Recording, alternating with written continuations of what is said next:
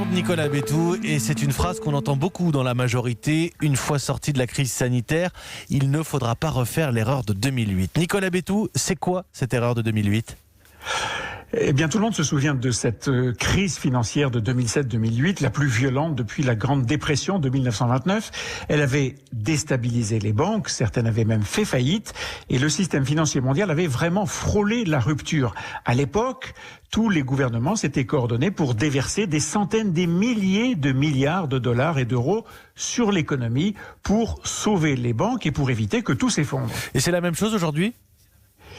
Eh bien, le risque est le même, oui, mais la crise est très différente. Cette fois, les banques sont en bon état et ce sont les entreprises qui sont frappées par le confinement mondial et donc par l'arrêt brutal de leur activité. Mais vous avez raison, pour amortir le choc, les pays ont une nouvelle fois décidé de déverser des milliers de milliards de dollars et d'euros et donc de créer une nouvelle fois des centaines de milliards de dettes. Et donc l'erreur de 2008, c'est quoi ?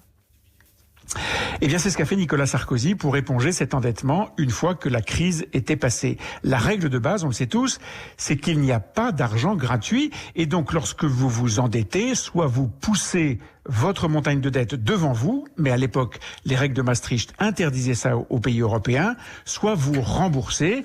C'est ce qui a été fait en 2008, et puis après, avec l'argent des Français. Oui, l'argent des Français, autrement dit, avec les impôts des Français.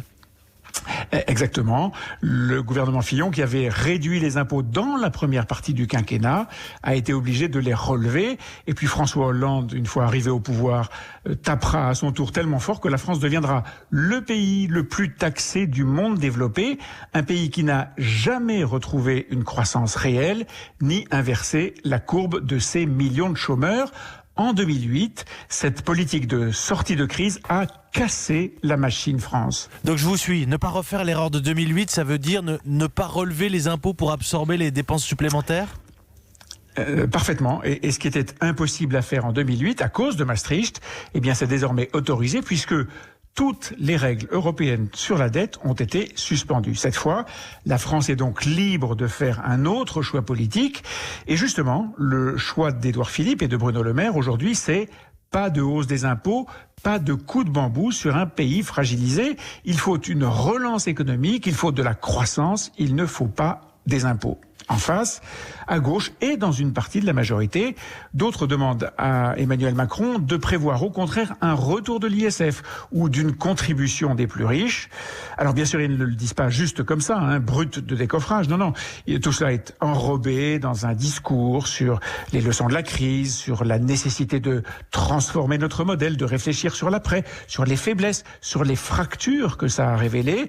C'est le bon sens, bien sûr, mais pourquoi faut-il dans notre pays que ce genre de réflexion se termine toujours par des hausses d'impôts ? Vous n'attendez pas une réponse de ma part, Nicolas Bétou, à cette question finale. Pourquoi pas ? Merci Nicolas Bétou, directeur du journal L'Opinion. Votre édito tous les matins dans la matinale d'Europe 1, juste avant 8h.